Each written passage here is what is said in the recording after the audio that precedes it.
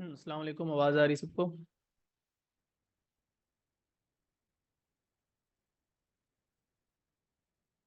जी बच्चों, आवाज़ आ रही तो कंफर्म करो।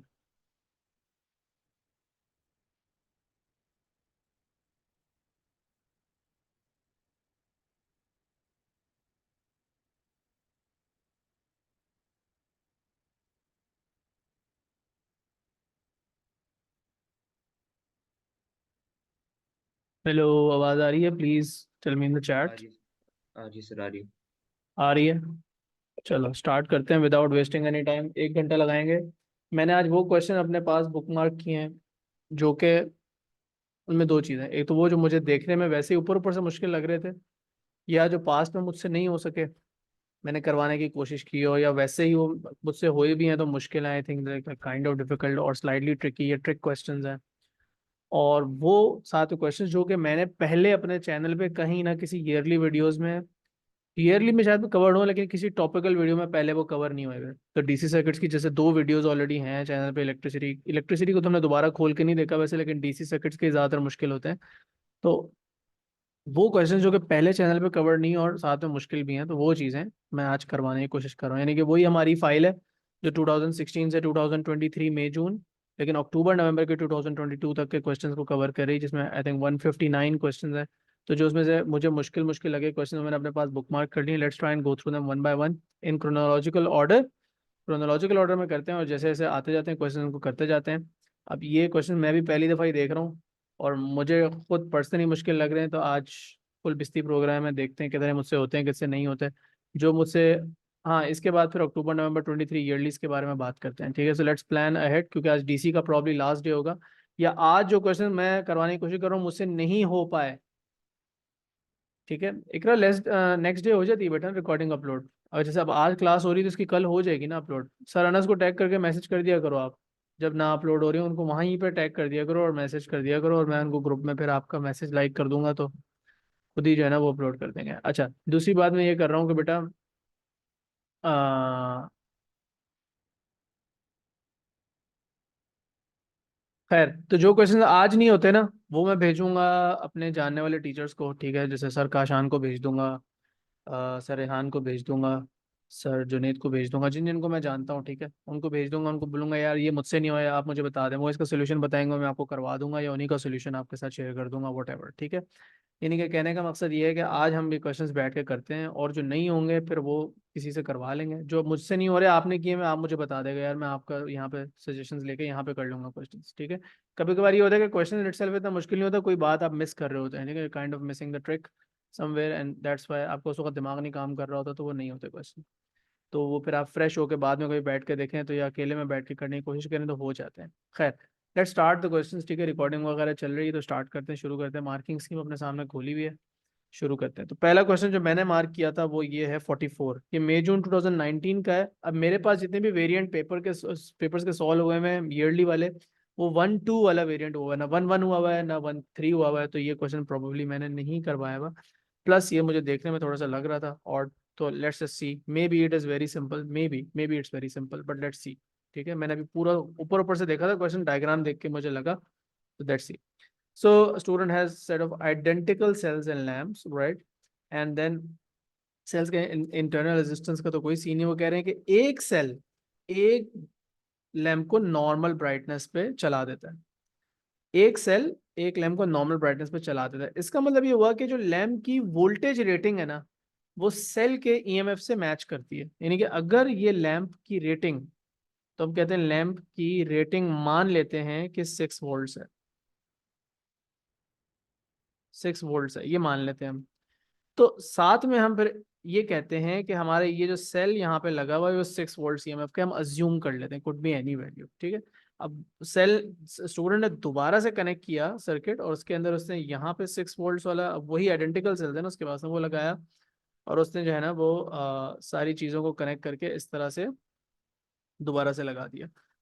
अब अब वो हमसे कह रहा है कि अब आप देख के बताओ कि यार क्या अब ये जो लैंप्स लगे हुए हैं इनमें से कौन सा नॉर्मल ब्राइटनेस पे काम करेगा, कौन सा डिमर होगा, कौन सा ब्लो अप कर जाएगा, कौन सा ब्राइटर होगा। ठीक है, like than its normal brightness, and when it's brighter than the normal brightness then it usually ends up blowing up. ठीक है, तो अब हम देखते हैं कि हमारे पास यहाँ पे क्या सिनेरियो है। कौन से लैंप हमारा नॉर्मली काम करेगा, कौन सा नहीं काम करेगा, इसको समझ लेते हैं। थोड़ा सा डायग्राम ट्रिकी है because two is kind of neither in parallel with these other lamps and neither in series with them, तो ये थोड़ा सा जो है यहाँ पे ट्रिकी बन सकता है क्वेश्चन। आई माइट, मुझे जो लग रहा है यहाँ पे कि इस सर्किट को थोड़ा सा अगर हम बेहतर तरीके से रीड्रॉ कर सकें तो शायद हमें बेहतर यहाँ पे रिजल्ट मिल जाए, बट लेट्स सी। हम्म एक और चीज जो मैं यहाँ पे इसको करूंगा बिफोर लाइक, हो सकता है कि इसका इससे सिंपल सॉल्यूशन एग्जिस्ट करता हो। मैं इसका एक साथ में अज्यूम कर लूंगा, इसकी वोल्टेज, इसकी वॉटेज, जो इसका लैंप का वॉट्स वाली पावर रेटिंग होती है ना, वो भी इसके साथ अज्यूम कर लूंगा। तो उससे क्या होगा कि हमारे पास लैंप का एक काइंड ऑफ रेजिस्टेंस आ जाएगा। ठीक है, तो या हम इन लैंप्स का रेजिस्टेंस जो है वो वैसे ही, चलो खैर हम यहाँ पे बोल देते हैं, हम कहते हैं यार ये 18 वॉट के लैंप्स है सारे। ठीक है, तो इससे क्या होगा हमारे पास, इन लैंप्स का रेजिस्टेंस निकालने के लिए आप, क्योंकि P is equal to V square over R होता है, तो अगर आप रेजिस्टेंस निकालें इन लैंप्स का तो आप बोलेंगे 6 स्क्वायर अपॉन 18, तो मेरे पास इनकी जो रेजिस्टेंस आती है हर लैंप की 36/18, सो असेंशली 2 ओम्स के हमारे जो है वो सारे लैंप्स हो गए। ये हमारी अजम्पशन है। ठीक है, दिस इज द अजम्पशन। तो इसका मतलब है कि यहाँ पे जो करंट इसके अंदर से पास करेगा वो कितना करंट पास करेगा। अगर मैं यहाँ से करंट आई निकालूं तो वी ओवर आर से निकालूंगा, तो 6/2 से निकालूंगा तो 3 एम्पेयर का यहाँ से करंट पास करेगा। और अगेन 3 का स्क्वायर होता है 9, 9 × 2 करूँ तो वापस 18 आता है, तो इसको अपनी रिक्वायर्ड वोल्टेज मिल जाता है। तो एक हमने कहा, हमने अपने पास एक कंडीशन ये बना ली कि एक नॉर्मल काम करते हुए लैम्प को 3 एम्पेयर का करंट और 2 ओम का उसका रेजिस्टेंस है और 6 वोल्ट का उसे वोल्टेज मिलेगा, एंड ये सारी चीज़ें हमने उसके बाद निकाली। अब हम इस सिचुएशन में देखते हैं कि हमारे लैंप्स में से कितना करंट फ्लो कर सकता है। तो हम अपने लैंप्स को यहाँ पे बोल देते हैं, आप भी 2 ओम के हो, ये भी 2 ओम्स का है, ये भी 2 ओम्स का है, ये भी 2 ओम्स का है। ठीक है, इस तरह से बना लेते हैं सिनेरियो।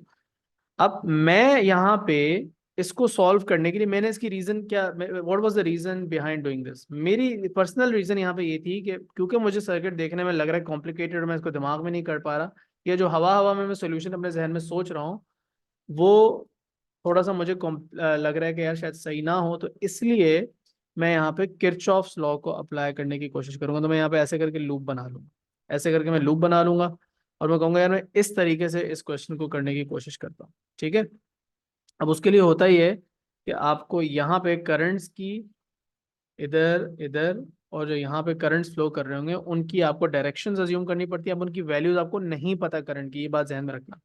एक लूप यूं बन सकता है, एक लूप यूं बन सकता है, ठीक है, और एक और लूप जो बन सकता है, देखो अगेन मैं कह रहा हूँ कि इसका ज्यादा सिंपल सॉल्यूशन हो सकता है, it might be out there, but I am just assuming के, और एक लूप मैं यूं बनाने लगा हूँ।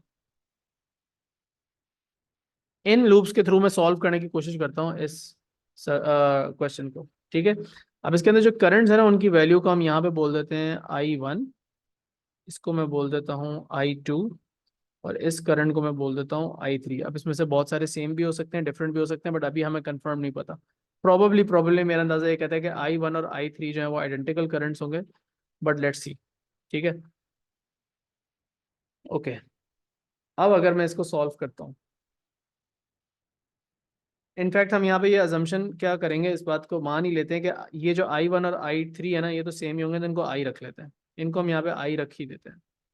ठीक है, क्योंकि बिल्कुल आइडेंटिकल इस साइड पर इस साइड पर सिचुएशन है, तो हम इसको आई रख देते हैं। अब हमारा ये जो बड़ा वाला लूप है ना, इसके ऊपर मैं किरचॉफ सेकंड लॉ लगाता हूँ, बड़े वाले लूप पे। बड़े वाले लूप पे मैं लगाता हूँ तो मेरा ईएमएफ आ रहा है 12 लेफ्ट साइड पे। राइट साइड पे जो मेरे पास पूरी डायरेक्शन बन रही है ना, अच्छा वैसे बाय द वे इससे काइंड ऑफ सॉल्व हो गया ये क्वेश्चन, उसके उस ऊपर मैं बाद में आता हूँ। लेकिन खैर पहले मैं लूप जो है वो बना लूँ और इसको देखता हूँ कि यहाँ पे क्या सिचुएशन बनी। तो 12 हो गया। 12 के बाद मैं इधर इसका जो वोल्टेज है इसके लिए मैं कहूँगा I × 2, और इधर भी इसके अक्रॉस भी I × 2 हो गया। तो आई थिंक अगर मैं देखूं यहाँ पे तो मुझे नज़र ये आ रहा है कि 2I + 2I 4I होता है, तो आई की वैल्यू तो 3 एम्पेयर ही आ रही है। अब ये तो उनका नॉर्मल करंट ही है, तो ये तो हमें नॉर्मल ब्राइटनेस को सजेस्ट कर रहा है कि हमारा 1 भी नॉर्मल ब्राइटनेस पे होगा और 3 भी नॉर्मल ब्राइटनेस पे होगा। 1 और 3 की नॉर्मल ब्राइटनेस होगी, और 2 के बारे में ऐसा जिस स्टेटमेंट में जिक्र नहीं हुआ तो काइंड ऑफ सी की तरफ मैं लीन कर रहा हूँ। लेकिन एक और बात जो नजर आ रही है कि अगर 2 के बारे में बात कोई होती तो वो ये कर सकते थे कि 2 will not light up at all, क्योंकि जो मैंने यहाँ पे भी कंक्लूजन निकाली उसके थ्रू एसेंशियली ये जो मैंने बात अज्यूम की ना कि यहाँ पे करंट आई होगा और यहाँ पे भी आई होगा, इसका मतलब मैं ये भी कह रहा हूँ इसी तरह बाय एक्सटेंशन में यही कह रहा हूँ कि एसेंशियली यहाँ से जो करंट है वो सारा का सारा इधर ही चले जाएगा, इधर कोई करंट फ्लो नहीं करेगा, इधर कोई करंट फ्लो नहीं करेगा। यानी कि यहाँ पे जो हमारा इस पॉइंट पर इस पॉइंट का पोटेंशियल है वो इक्वल होगा, तो इस ब्रांच में कोई पोटेंशियल डिफरेंस नहीं होगा, hence no current will pass through this lamp, और इसलिए ये लाइट अप नहीं करेगा लैम्प। लेकिन यहाँ पे ऐसा कोई ऑप्शन है नहीं जो इस बात को कहता है, लेकिन अगर पूछा होता तो ये बात जरूरी होगी। हाँ, कोई बात पूछ रहे हैं अहमद, बोलो। जी सर, मैंने ये पूछना था कि अब जिस तरह जो राइट वाला लैंप है उससे करंट नीचे की तरफ आ रहा होगा, यहाँ से आई टू ऊपर की तरफ जा रहे हैं, तो ये हो सकता है कि कैंसिल हो जाए current same direction opposite direction में, ये होता है लॉजिक? हाँ, ये लॉजिक आप दे सकते हैं, ये लॉजिक आप दे सकते हैं। आप ये कह रहे हैं कि भाई इधर से करंट जो है, ये वाला जो करंट है वो आप कह रहे हैं कि यूं फ्लो करना चाहिए, ठीक है ना, इस डायरेक्शन में करंट जाना चाहिए, और यहाँ से करंट इस डायरेक्शन में जाना चाहिए। नहीं, यह यहाँ पे कैंसिल आउट वाली लॉजिक नहीं बनेगी, क्योंकि इस बैटरी के अंदर भी करंट यूं जाना चाहिए, इस बैटरी के अंदर भी करंट यूं जाना चाहिए। बैटरी उल्टी तो नहीं लगी हुई ना, अगर 2 लगी हुई होती तो फिर होता। अच्छा, एमन कह रही है sir 2 is in parallel with both of them. Not technically 2 is kind of not parallel and series with both of them. मतलब मैं तो इसको इस तरह से स्टेट करूंगा, इस डायग्राम को अगर मैं रीड्रॉ भी करूं तो स्ट्रेट लाइंस में ऑलरेडी ये बना हुआ है, तो I don't think it we will be able to like redraw it in a manner जो कि इससे भी ज्यादा सिंपल हो। सिंपल ऑलरेडी सर्किट जितना सिंपल फॉर्म में बन सकता है उतना ही बना हुआ है, ठीक है। लेकिन यहाँ पे इस वक्त जो मेरी एक्सप्लेनेशन, जो मुझे इस वक्त बेस्ट एक्सप्लेनेशन मिली है वो यही है कि देखो यहाँ और यहाँ करंट तो सेम होना चाहिए। अगर यहाँ और यहाँ का, because this side of the circuit and this part of the circuit is basically identical, इधर रेजिस्टेंस सेम है, इधर रेजिस्टेंस सेम है, यहाँ बैटरी सेम लगी हुई है, यहाँ बैटरी सेम लगी हुई है। So this circuit and this part of the circuit are identical. So यहाँ पे जो करंट और यहाँ पे जो करंट है, ये जो करंट और ये जो करंट है, ये हमारे पास सेम है। और इसका मतलब बाय फर्स्ट लॉ का, तो इससे हमने करंट की वैल्यू भी निकाल ली और वही हमारी नॉर्मल करंट वाली वैल्यू भी रिपीट हो रही है, तो वो नॉर्मल ब्राइटनेस वाली बात भी प्रूव हो गई। लेकिन जो दूसरी बात मैंने यहाँ पे कही कि यहाँ जो करंट और यहाँ जो करंट है सेम है, तो वो तब जैसे अगर आप कह रहे हो यहाँ से 3 एम्पेयर का करंट आ रहा है और यहाँ पे भी 3 एम्पेयर का करंट जा रहा है, तो इधर कितना करंट जाएगा फिर? फर्स्ट लॉ के मुताबिक क्या रूल होता है कि current entering and current leaving equal होना चाहिए। तो इसका मतलब है कि फिर ये वाला करंट 0 एम्पेयर का होना चाहिए। यानी कि एसेंशियली वी आर सेइंग कि lamp 2 will not light up. Now they have not given you the complete statement anywhere. Lamp 2 का स्टेटमेंट में जिक्र नहीं किया, but you know we can write कि lamp 2 will not light up, ठीक है। Lamp 2 will not light up at all. एक और चीज जिसका मुझे आइडिया आ रहा है यहाँ पे, like the best way to do this is to play around with the PhET simulator. एक आइडिया मैं फ्लोट कर रहा हूँ, ठीक है, मैं I will try this myself as well. Circuit simulators जो हम यूज कर रहे थे ना डीसी सर्किट्स के अंदर, did I use the PhET waves के अंदर, तो मैंने यूज किया था आप लोगों के साथ। ओ लेवल्स के साथ इलेक्ट्रिसिटी के अंदर मैंने फेट सिमुलेटर यूज किया था, आप लोगों के साथ यूज किया था क्लास के अंदर। अगर नहीं किया था तो आई थिंक एक बहुत अच्छा तरीका हमारे पास ये है कि हम फेट सिमुलेटर को यूज कर सकें।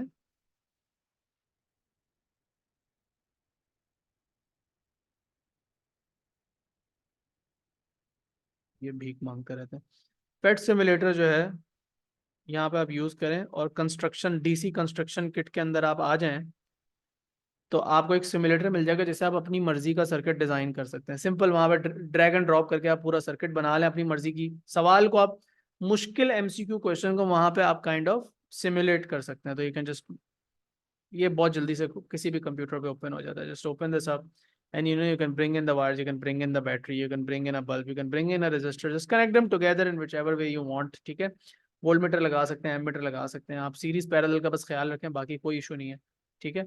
तो इससे जो है वो आप डिफरेंट चीज़ों के थ्रू स्विच लगा सकते हैं, चीज़ें और हैं इसके अंदर, ठीक है। रेजिस्टर्स वगैरह की वैल्यूज ट्विक करके अपनी मर्जी का सर्किट डिजाइन करके क्वेश्चंस को कर सकते हैं, ठीक है। एक आइडिया फ्लोट कर रहा हूँ इलेक्ट्रिसिटी के मुश्किल क्वेश्चंस को प्रैक्टिस करने के लिए। I didn't do this my self, but मुझे अभी भी जहन में आई है कि यार ये करना चाहिए, तो ये आप भी बैठ के जो है वो कर सकते हैं, ठीक है। चलो अभी अगर हम यही करते रहेंगे तो फिर हम एक ही क्वेश्चन में फंसे रहेंगे। अब मैं 100% सेटिस्फाइड नहीं हूँ इस क्वेश्चन को करके। आई हैव गॉटन, मुझे मेरे पास सही आंसर आ गया, ठीक है। मैंने पहले से तो नहीं देखा था आंसर, लेकिन मुझे आंसर सही मिल गया, but personally I am not like 100% satisfied with my own explanation. मैं इसको थोड़ा सा फर्दर कोशिश करूंगा, डिग इन करूँ होपफुली आपके पेपर से पहले, ताकि को और थोड़ा सा बेहतर लाइक बिल्कुल इजी स्टेप्स में ब्रेक डाउन करके बिल्कुल बेसिक्स के साथ रिलेट करके समझा सकूं, बट ये है कि जवाब आ गया, ठीक है। इसकी बेहतर एक्सप्लेनेशन हो। सर हाँ सर इसके अंदर एक और ये लॉजिक हो सकती है कि अगर हम for example for the time being हम देखें लेफ्ट वाला सर्किट, ठीक है, तो हम डिवाइड कर लें कि जो मिडिल वाला रेजिस्टर है उसको भी 3 मिलेगा और नीचे वाले को 1 को भी 3 मिलेगा, और फिर हम राइट वाले को देखें तो वहां से भी 3 मिलेगा, तो मिडिल वाले को 6 हम दे दें और बाकी 1 और 3 में सेम वोल्टेज हो गई, मिडिल वाले को 6 मिल गई, तो तभी हम ये कह सकते हैं कि 1 और 3 को सेम ही मिलेगा, तो वो दोनों सेम ही होंगे, इसको मिडिल वाले को डबल मिलेगा वोल्टेज क्योंकि दोनों से डबल मिल रहा है इसको मिल उसे। नहीं सकता, इसको यहाँ पर डबल इसलिए नहीं मिल सकता क्योंकि ये इसके नेगेटिव टर्मिनल के साथ कनेक्टेड है और इसके पॉजिटिव टर्मिनल के साथ कनेक्टेड है, तो इसलिए यहाँ पे आपका टेक्निकली पोटेंशियल जो है वो मतलब यहाँ पे करंट यहाँ पे नहीं ड्राइव हो सकता यहाँ से, तो हम वो बात गलत हो जाएगी एक तरह से, ठीक है, मतलब वो गलत कॉन्सेप्ट जो है वो हो जाएगा। उसी की भी बात पढ़ लेता हूँ फिर इसके बाद नेक्स्ट क्वेश्चन पे जाऊंगा। सर एक जगह 3 वोल्ट की बैटरी होती तो वो जो i3 बनाया था वो तब भी सेम होता, नहीं फिर वो सेम नहीं होता। अगर यहाँ पे 3 वोल्ट की बैटरी होती तो फिर मैं इसको i3 ही बोलता, then I wouldn't have called this and this the same, ठीक है, मैं फिर इसको सेम नहीं लेता, फिर ये सवाल थोड़ा सा और मुश्किल हो जाता, ठीक है। चलें अभी इसको, अब क्वेश्चन को जितना हमने एड्रेस कर लिया, आगे चल के देखते हैं, ठीक है। If someone finds a better explanation just share it with me, ठीक है, feel free to share it with me so I can actually go through it as well. मेरा प्लान ये था कि क्वेश्चन मैं पहले से बैठ के किसी से करवा के खुद समझ के रखूंगा फिर आपके साथ करूंगा, लेकिन अब मैं आपके सामने ही कर रहा हूँ रियल टाइम में। Okay, let's do this one. A fixed resistor and a variable resistor are connected in series with a cell that has internal resistance as shown. The graph shows the variation of quantity X. Variation of quantity X with the resistance R of the variable resistor. So जैसे जैसे आप इसको बढ़ाएंगे, इसको आप increase कर रहे हैं ग्रेजुअली,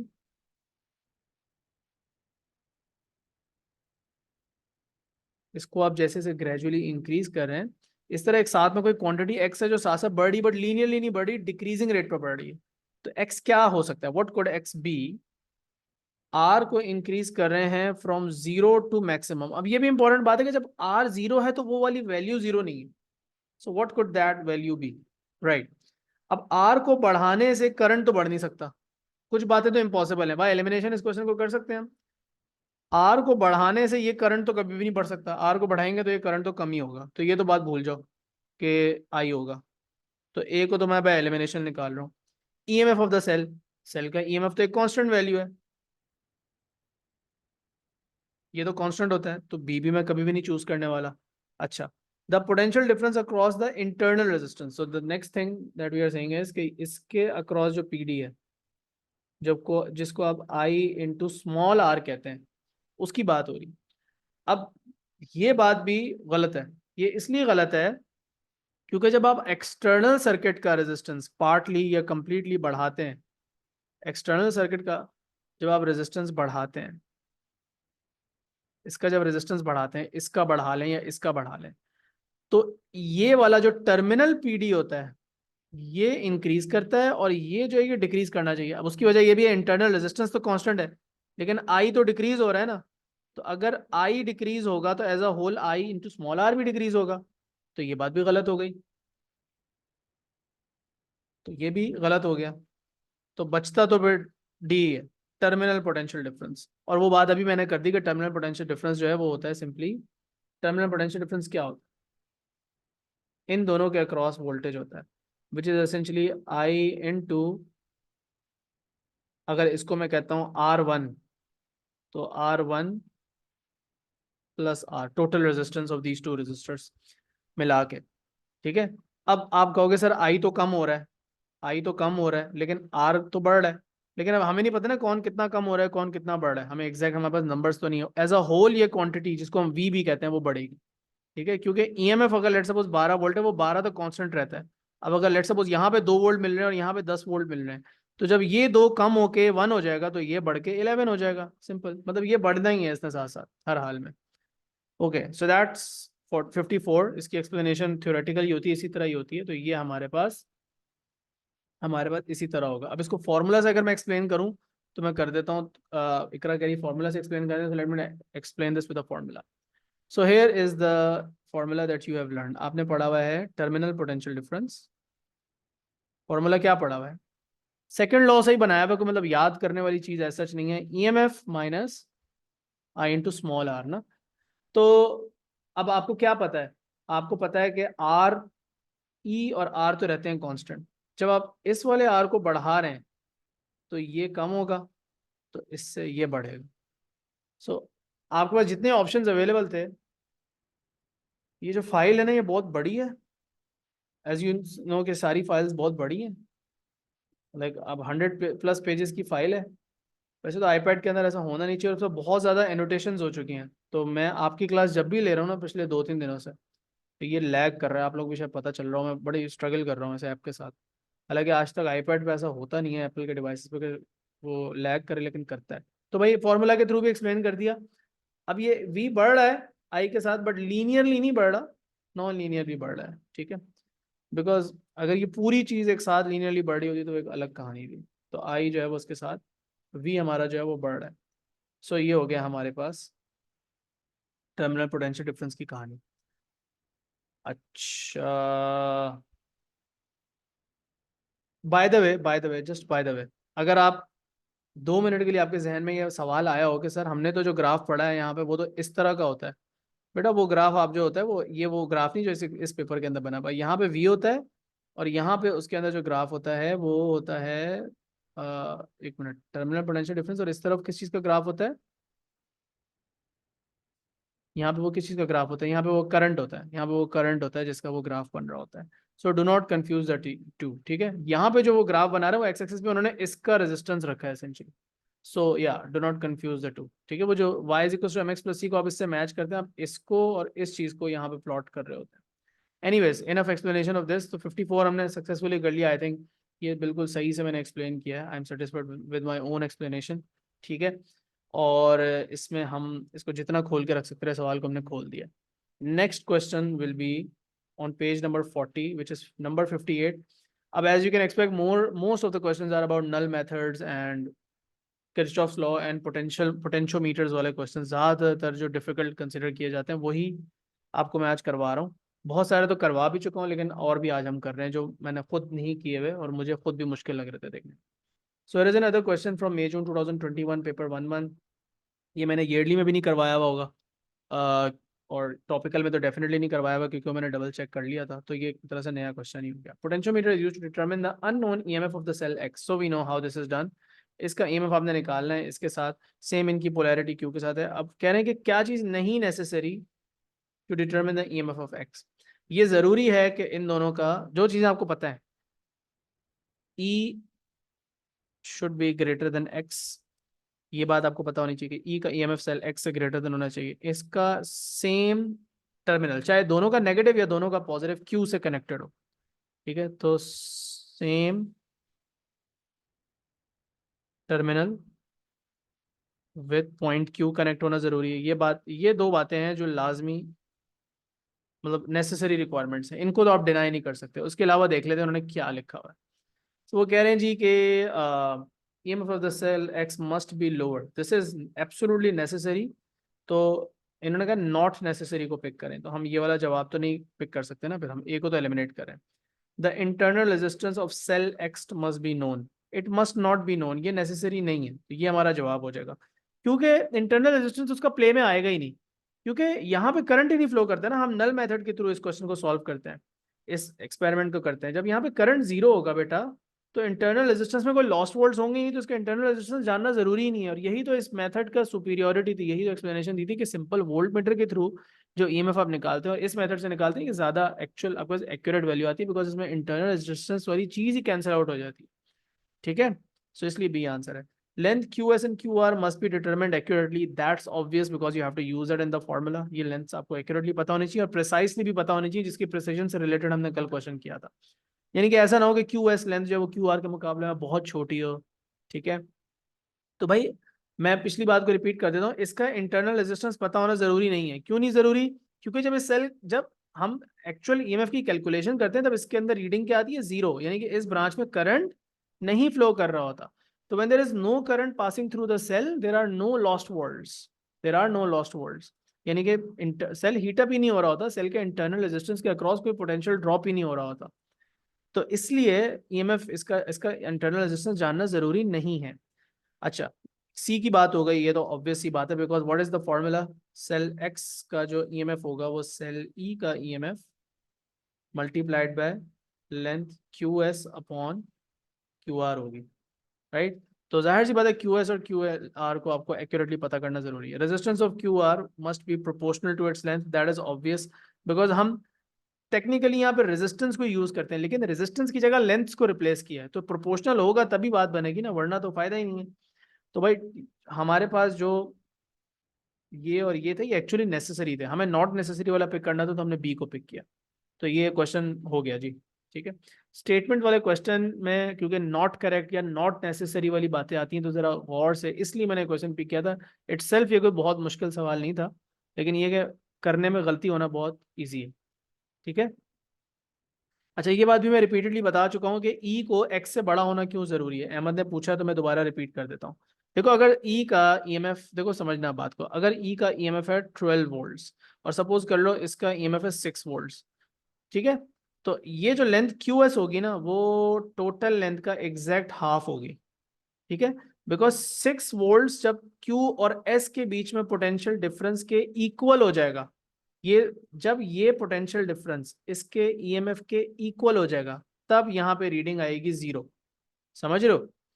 अब वो तभी पॉसिबल है ना, जो इसके अक्रॉस जब पीडी है वो इसकी इक्वल है, तभी 0 रीडिंग पॉसिबल है ना। अब बात सारी ये है बेटा कि देखो 12 का हाफ होता है 6, राइट, 12 का हाफ है 6 फॉर एग्जाम्पल, या 12 से कम कोई भी वैल्यू है, तो पूरी वायर के अक्रॉस पीडी तो 12 वोल्ट्स है, आधी वायर के अक्रॉस पीडी होगा 6 वोल्ट्स, इसीलिए मैंने जानबूझ के नंबर पिक किया just to explain this. But अगर आप अब इस बात को समझ लो कि यहाँ पे ये जो ईएमएफ है ये 12 वोल्ट्स का है और ये वाला जो सेल है इसका ईएमएफ है 20 वोल्ट्स। अब इस पूरी वायर के अक्रॉस पीडी है 20 वोल्ट्स, सॉरी 12 वोल्ट्स, इस पूरी वायर के अक्रॉस पीडी है 12 volts due to the cell which is above.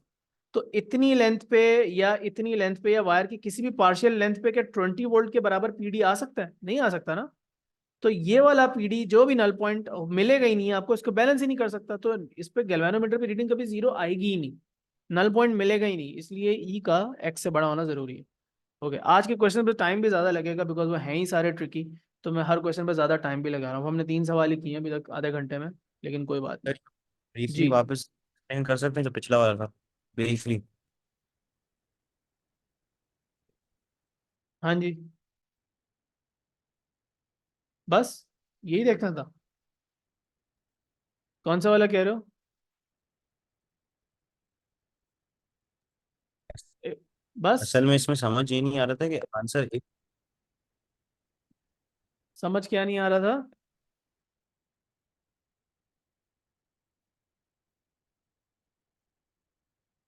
ये बात बेटा आपकी बात पूरी सुनाई नहीं दी, क्या समझ नहीं आ रहा था?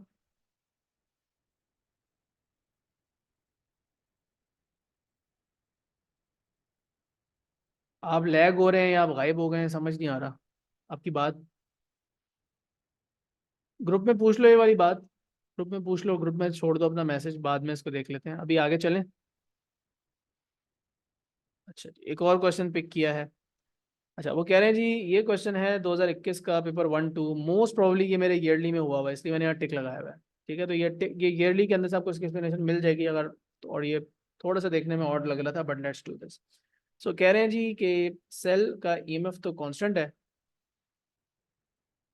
बट उसका इंटरनल रेजिस्टेंस है, ठीक है, is connected to a fixed resistor R. अब उन्होंने इंटरनल रेजिस्टेंस नहीं बनाया लेकिन हम बना लेते।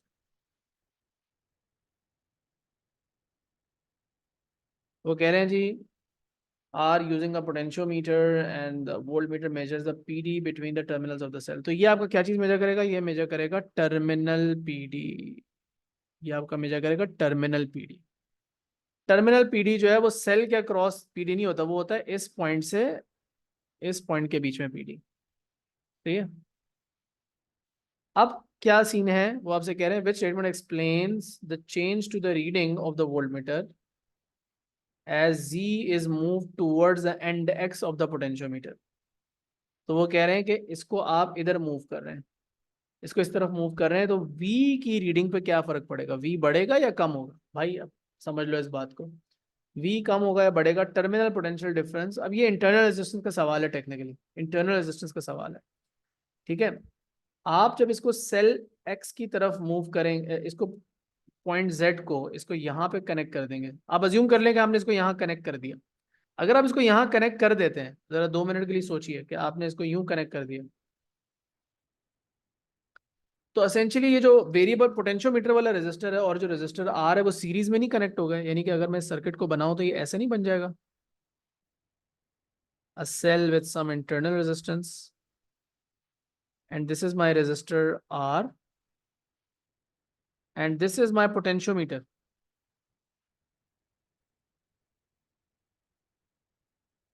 क्या ये ऐसे ही नहीं होगी सिचुएशन? विच एंड एक्स बोला है ना यार उन्होंने, उनके इकरा उन्होंने लिखा हुआ ना यहाँ पे टूवर्ड्स एंड एक्स यार।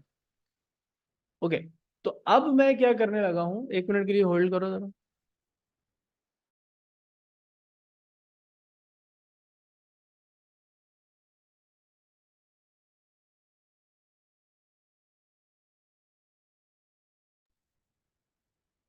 ओके, क्या बात हो रही थी, उन्होंने एंड एक्स लिखा हुआ है इसलिए हमें पता है कि एंड एक्स की तरफ मैंने कनेक्ट करना है। अच्छा, दूसरी बात ये कि अब मैंने यहाँ पे क्या करना है, इसको मैंने रीड्रॉ कर लिया just to visualise it better, तो आई नो कि जब इस तरह अरेंजमेंट होगी तो अब रेजिस्टेंस हमारे सर्किट का ग्रेटेस्ट पॉसिबल रेजिस्टेंस है। So as you moving the contact G towards X, you are actually increasing. बेटा इनको कनेक्ट करके देखो ना, ऐसे इन्होंने कहा कि यार ये मूवेबल कॉन्टेक्ट जो है इसको मैंने यहाँ ला के कनेक्ट कर दिया। जब मैंने इसको यहाँ लाके कनेक्ट कर दिया तो एसेंशियली अब करंट कैसे फ्लो करेगा, यूं ही फ्लो करेगा ना।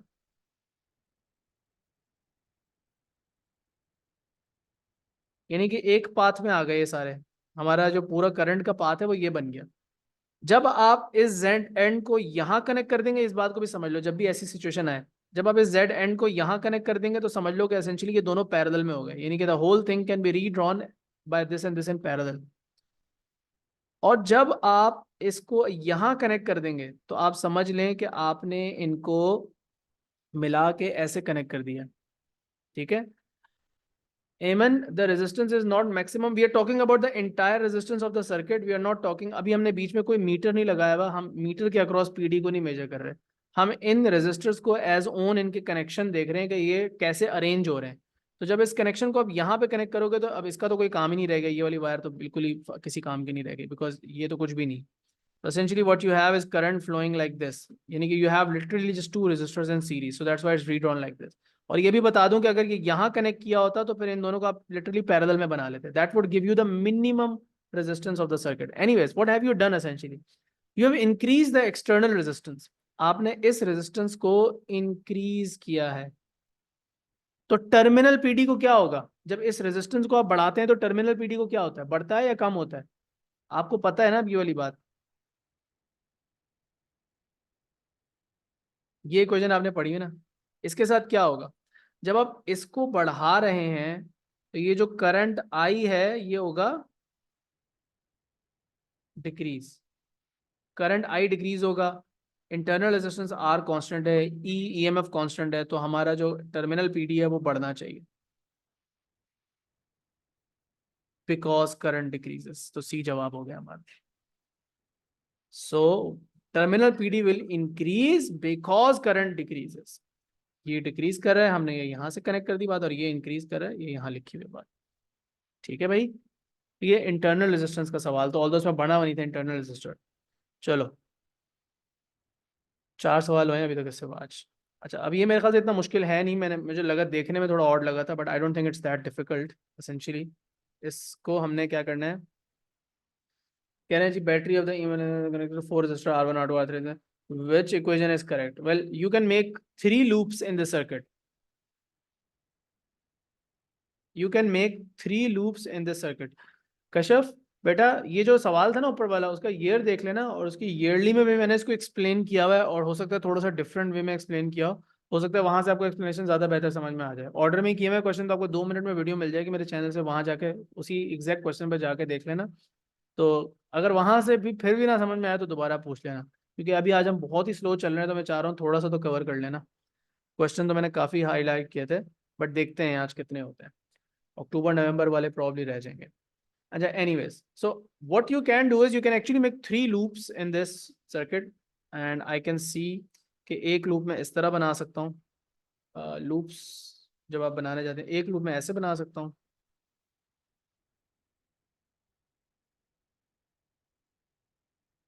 आई कैन सी के एक लूप में इस तरह बना सकता हूँ। A loop is just the closed path of the current ना, और एक लूप मैं यूं बना सकता हूँ। अब ये इस पे लिटरली मेरी सब पे डिस्क्रेशन, मेरी डिस्क्रेशन पे है कि मैं इनको क्लॉकवाइज या एंटी क्लॉकवाइज बनाना चाहता हूँ। ग्रीन वाला तो स्पेशली मैं क्लॉकवाइज एंटी क्लॉकवाइज इक्वली दोनों को बना सकता था, लेकिन उसमें करंट्स के नेगेटिव्स और पॉजिटिव का ख्याल रखना पड़ेगा। अब देखो, इक्वेशन तो उन्होंने 4 दी हुई है। मैं ऐसे क्वेश्चन के अंदर हमेशा क्या करता हूँ कि अपने इक्वेशंस बना लेता हूँ, फिर उनसे कंपेयर कर लेता हूँ, बजाय कि उनकी इक्वेशन में गलती निकालने की कोशिश करूँ, उसमें मिस्टेक होने का ज़्यादा चांस है। तो पिंक वाला जो लूप है, पहले उसकी इक्वेशन बनाते हैं। पिंक वाले लूप में EMF is equals to, pink वाले लूप को पिंक कलर की इक्वेशन से ही लिखते हैं। तो EMF जो है वो E है उसमें, और जो आपका PD आ रहा है वो एक ये वाला आ रहा है और एक ये वाला आ रहा है। तो ये करंट की डायरेक्शन भी सीधी सीधी है। तो I2 into R3 plus I2 into R4. That's one of the equations. Is it anywhere in the question? I don't see it. मतलब मुझे ऑप्शंस में कहीं ऐसा नजर नहीं आ रही इक्वेशन। ठीक है, आगे चलते हैं। एक और इक्वेशन जो मैं बनाऊंगा ब्लू वाले से, जो ब्लू वाला मैंने लूप बनाया, उसके अंदर बन जाएगा सिमिलर सी इक्वेशन बनेगी। उसमें हो जाएगा I1, एक ये वाला PD, ये वाला PD है, I1 R1 plus I1 into R2। क्या ये वाली इक्वेशन कहीं पे मेंशन्ड है? I don't see it anywhere in the options. हो सकता है इसका कोई कॉम्प्लिकेटेड वर्जन उन्होंने वहाँ पर डाला हो, बट अब ग्रीन वाली बनाते हैं। प्रॉब्ली ये जो बीच वाला लूप है ना, इसके थ्रू ये क्वेश्चन सॉल्व होना चाहिए। अब सीन ये है कि मैंने बनाया क्लॉकवाइज लूप, हो सकता है उन्होंने एंटी क्लॉकवाइज के हिसाब से इक्वेशन बनाई हो। हम अपनी इक्वेशंस के साइंस अपने लूप के हिसाब से रखेंगे, फिर देखेंगे उसे चेंज करने की जरूरत है नहीं। अब इस लूप में EMF कोई नहीं है, तो लेफ्ट साइड पे 0, there is no EMF in this loop, there is no cell. तो अब जी आपके पास करंट जो है, देखो करंट्स ये सेम नहीं होंगे, बीच में जंक्शंस आ रही हैं, तो ये और ये करंट सेम नहीं है, इनको अलग अलग उन्होंने लेबल किया हुआ है, राइट। ये और ये जो है अलग अलग करंट्स है बाय द वे। हाँ, R1 और R2 में से सेम करंट जा रहा है, R3 और R4 में से सेम करंट जा रहा है, लेकिन R1 और R3 का करंट डिफरेंट है। एनीवेज, सो अब मैंने बनाया क्लॉकवाइज लूप, तो उसके उसके मुताबिक मुझे ये वाला जो PD है ये पॉजिटिव लेना चाहिए, ये वाला जो PD है ये पॉजिटिव लेना चाहिए। लेकिन क्योंकि यहाँ से करंट इन्होंने उल्टा दिखाया हुआ है, तो ये वाला PD मैं नेगेटिव लूंगा और ये वाला PD मैं नेगेटिव लूंगा, पहले से बता दिया। अब इक्वेशन बनाता हूँ, तो मैं करूँगा I2 R3 plus I2 R4, and में कॉमन ले लेंगे,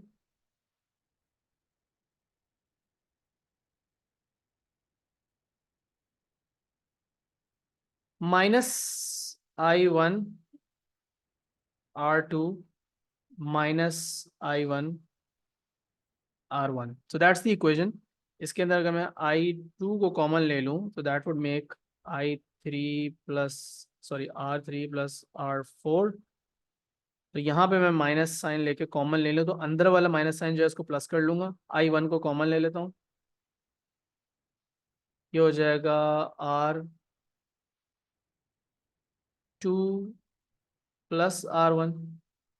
बाहर माइनस साइन लिया तो अंदर जो है वो प्लस साइन आ जाएगा, क्योंकि फिर ये माइनस प्लस खुल के दोबारा से माइनस हो जाएगा। बेसिक मैथ्स की मिस्टेक नहीं करनी। तो I think this equation is somewhere है। ऑप्शन A और B को देखो, तो मुझे यहाँ पे नजर आ रही है इक्वेशन। अब आप कहोगे सर इधर तो ये वाला नेगेटिव है, इनका I1 जो है आपने नेगेटिव किया, उनका तो I1 पॉजिटिव है। इसका एज सच कोई इशू नहीं है। आप अज्यूम करो कि मैं इस 0 को उठा के इधर ले आता हूँ और इस पूरी चीज को उठा के लेफ्ट साइड पे ले जाता हूँ, तो क्या होगा? ये वाला माइनस प्लस हो जाएगा और ये वाला जो प्लस है ये माइनस हो जाएगा, तो उससे तो कोई फर्क नहीं पड़ेगा।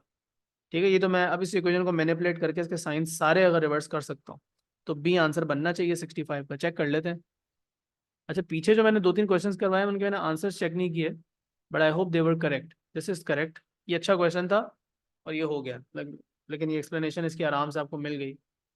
ठीक है, कुछ भी नहीं करना आपने। अगर आपको ये अभी यहाँ नहीं समझ में आ रहा, तो इसका जो बेहतर तरीका है वो ये नहीं है कि मैं दोबारा से एक्सप्लेन करूँ, क्योंकि मैं सेम लफ्ज दोबारा रिपीट कर रहा हूँ, आपको बेहतर समझ में नहीं आएगा। आपने जाना है डीसी सर्किट्स के टॉपिक के एक्सप्लेनेशंस में, और जिस क्लास में मैंने किरचॉफ्स लॉ की इक्वेशंस बनाना सिखाई हैं, वो वाली क्लास आपने रिवाइज करनी, क्योंकि उसमें मैंने प्रॉपर बताया हुआ कब पॉजिटिव साइन कब नेगेटिव साइन कैसे आपने जो है वो बनाना होता है।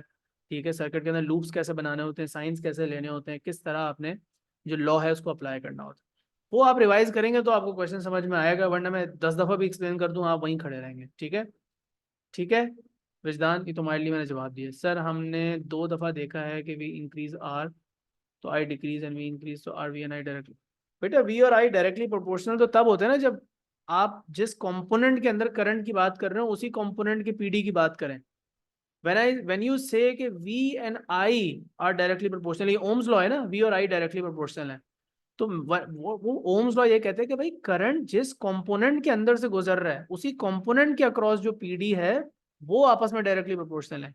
ये जो इंटरनल रेजिस्टेंस वाले सवाल आते हैं उसमें टर्मिनल पोटेंशियल डिफरेंस की बात हो रही होती है। रुक जाओ, अभी पहले मैं तुम पूरी बात एक्सप्लेन कर दूं। टर्मिनल पोटेंशियल डिफरेंस जो है वो सिर्फ उस कंपोनेंट के अक्रॉस पीडी की बात नहीं कर रहा होता। ठीक है, और वो जो करंट होता है वो पूरे सर्किट का होता है, और जो टर्मिनल पोटेंशियल डिफरेंस होता है वो मल्टीपल कंपोनेंट्स के अक्रॉस हो सकता है, और पूरे कंपोनेंट पूरे सर्किट के अक्रॉस वो पीडी नहीं होता। अब आप वी और आर की बात करें, वी और आर डायरेक्टली प्रोपोर्शनल, आप कौन से सवाल के अंदर कह रहे हैं?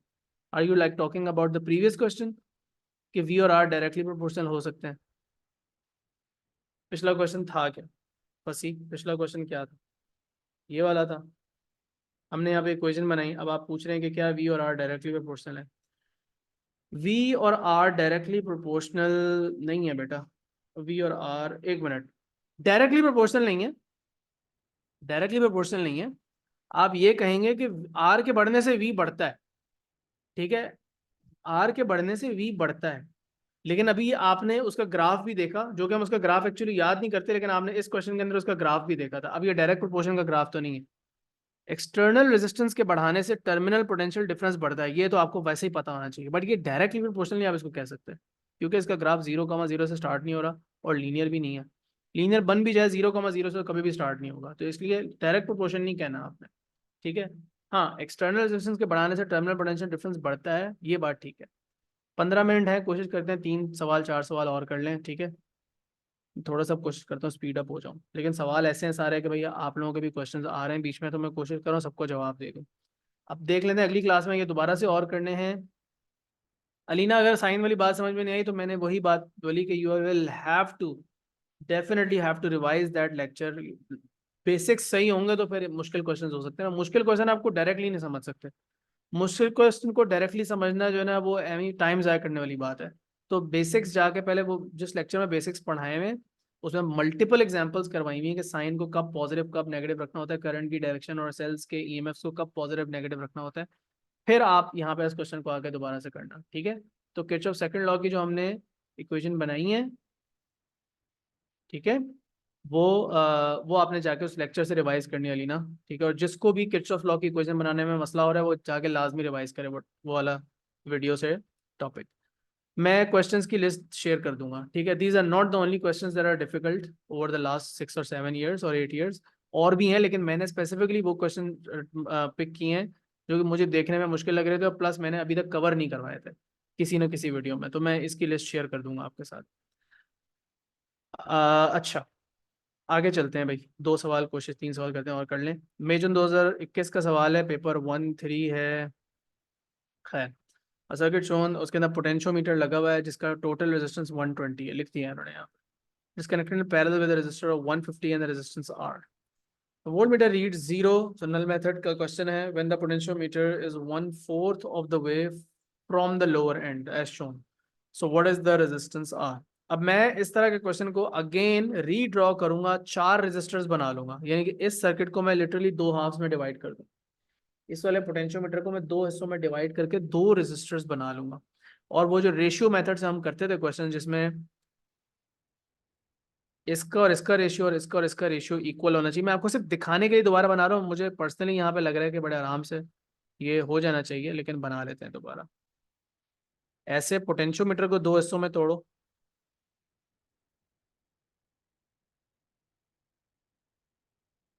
और यहाँ पे जो 2 रजिस्टर लगे हुए हैं उनको एज इट इज बना लो।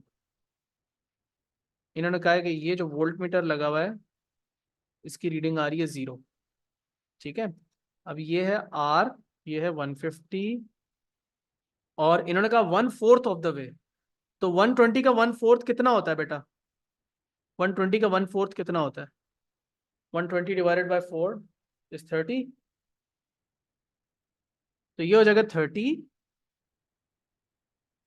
और ये हो जाएगा 90।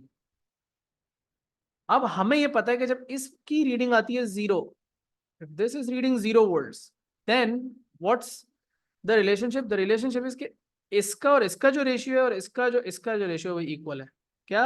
this अपॉन this, इसको इससे नहीं डिवाइड कर देना, this upon this equals to this upon this. So this is how you would write it. You would say 30 upon 90, so 1/4 का 1/3 का रेशियो यहाँ से बनेगा, एंड R अपॉन 150। सेम उसी ऑर्डर में लिखना है, ठीक है, उल्टा नहीं करना ऑर्डर, दोनों साइड से जिस तरह आप जिसको न्यूमरेटर बना रहे हो उसका ख्याल रखना है।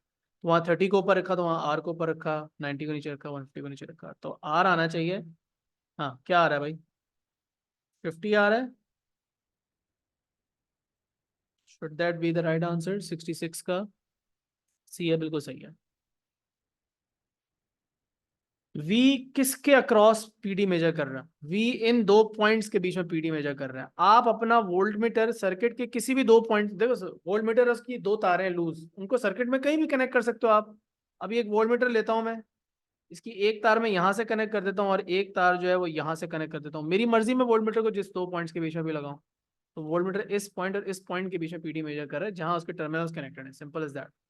Okay, this is one of the simpler questions. ये it is kind of repeatable. इसका मेथड जो है ना वो बिल्कुल वो नहीं है कि भाई आउट ऑफ द ब्लू एक बड़ा अजीब सा क्वेश्चन आ गया, बड़ा रेपिटेटिव किस्म का है। It's not like one of the hardest questions at all.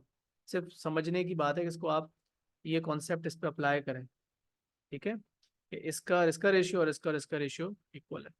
Moving on, will do at least 2 मोर। अभी हमने 1 2 3 4 5 सवाल किए हैं, 6। चलो, पोटेंशियोमीटर का एक क्वेश्चन है। अब ये मेरी ईयरली फाइल में हुआ है, 72 है, क्योंकि ये पेपर 1-2 है वेरिएंट, तो ये मैंने तो करवाए हैं। पेपर 1-2 के वेरिएंट्स तो 2018, 19, 20, 21, 22 के मैंने सबके करवाए हैं, ठीक है। तो 1-2 वेरिएंट तो हुआ है। खैर, moving on. Potentiometer circuit is used to determine the EMF of cell X. The circuit includes a second cell of known EMF E0, driver cell और unknown cell वाले EMF है, uniform resistance wire PQ of known length, a movable cell का EMF EX का E0 से less than EMF जो कि होना चाहिए, junction J can be moved anywhere, which is a suitable circuit for determining EX। तो गलतियां निकालनी आपने इस सर्किट में। इस सर्किट में क्या गलती है?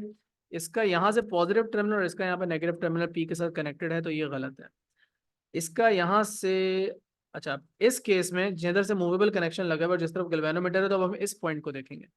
यहाँ से इसका नेगेटिव कनेक्टेड है, यहाँ से इसका नेगेटिव कनेक्टेड है, तो ये बात तो बिल्कुल ठीक लग रही है मुझे, बी आंसर लग रहा है। But I will still check कि बाकियों में क्या प्रॉब्लम है। यहाँ गैल्वेनोमीटर ही गलत जगह पे है। यहाँ गैल्वेनोमीटर गलत जगह पे नहीं है, सिर्फ उन्होंने सर्किट उल्टा करके बना दिया। देखो, ड्राइवर सेल नीचे या ऊपर लगाने से तो कोई फर्क नहीं पड़ता ना, गैल्वेनोमीटर तो सही जगह पे लगा हुआ है, यहाँ भी सही जगह लगा हुआ है, यहाँ भी सही जगह लगा हुआ है। इसके अंदर अगेन अगर आप नोटिस करें तो इसका नेगेटिव और इसका नेगेटिव लगा हुआ है पॉइंट P के साथ, तो यार तो ये भी सही लग रहा है।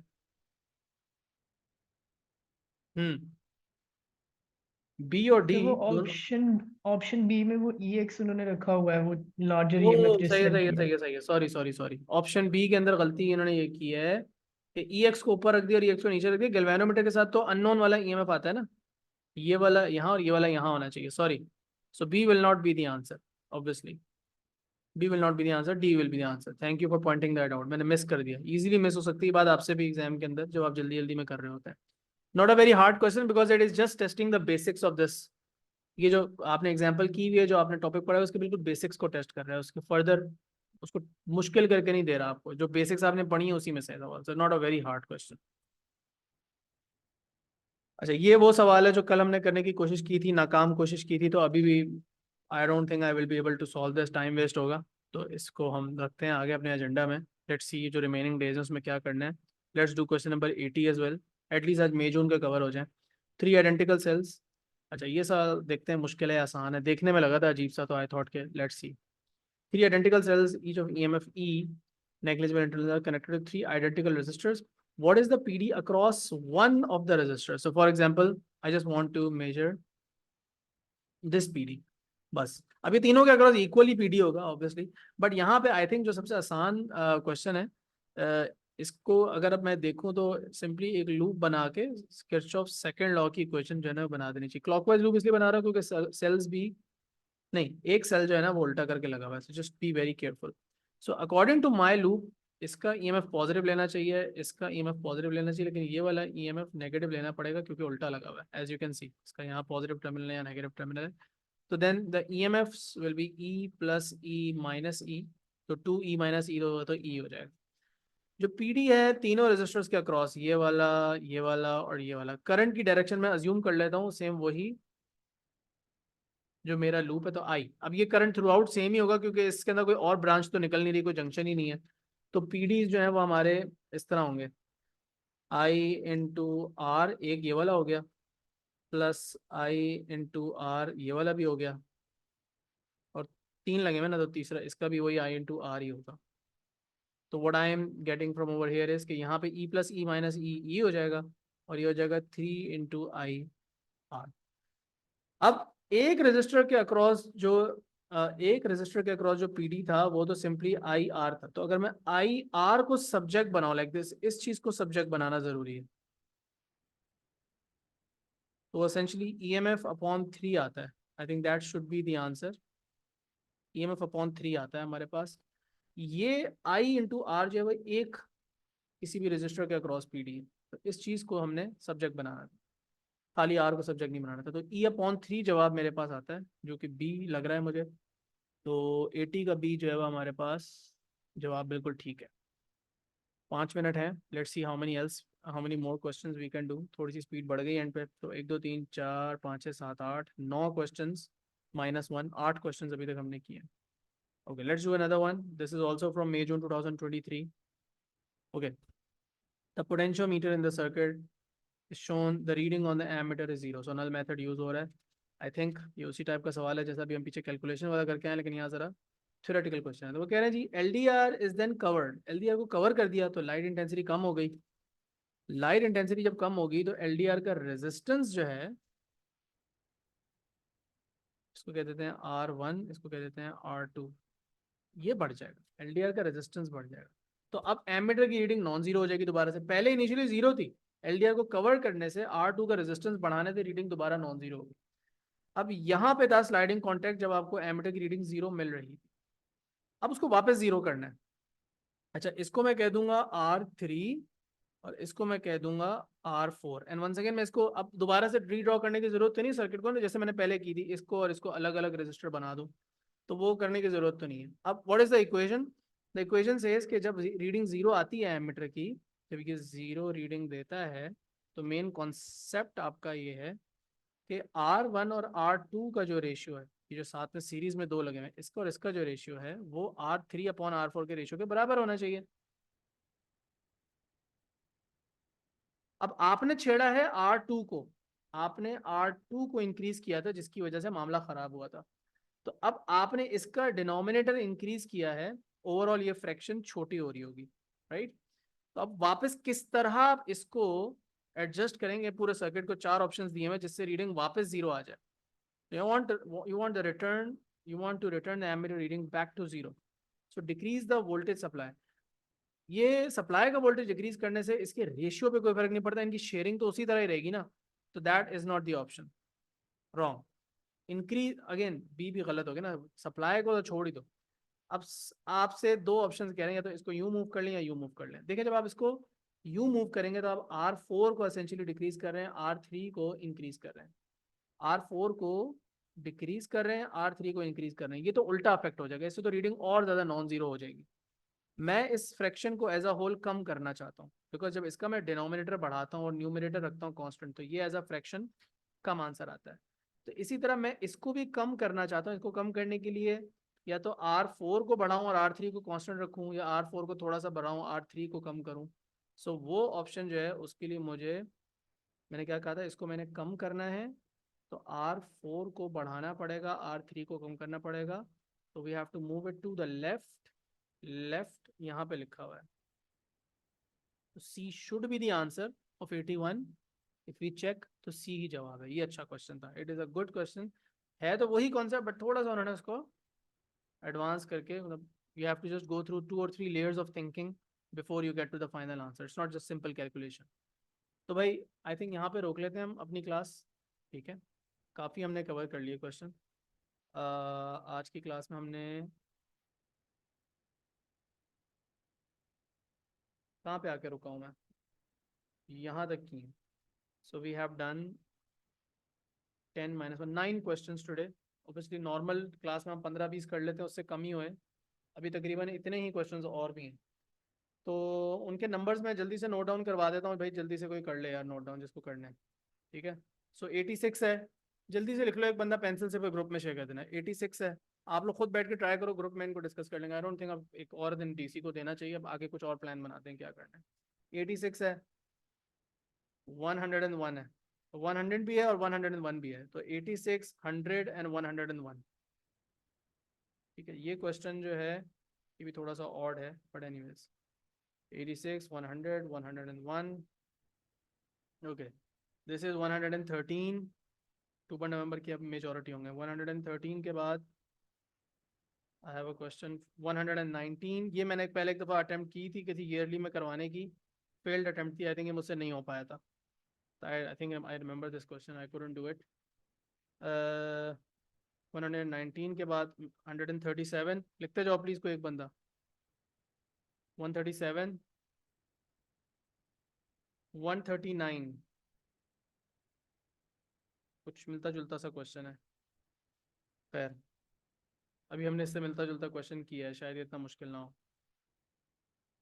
149, we did a very similar question yesterday, जिसके अंदर यहाँ पे आर की वैल्यू निकालनी थी, और ये वही कॉन्सेप्ट है, R1/R2 = R3/R4 का रेशियो इक्वल होता है। तो वो इसके अंदर ये आपने अननोन आर निकालना है, ये उससे मिलता जुलता सवाल है। 149 के बाद 150 भी है, 149 भी है, 150 भी है, 153 भी है, और 153 के बाद finally we have 158। I don't think this is that hard.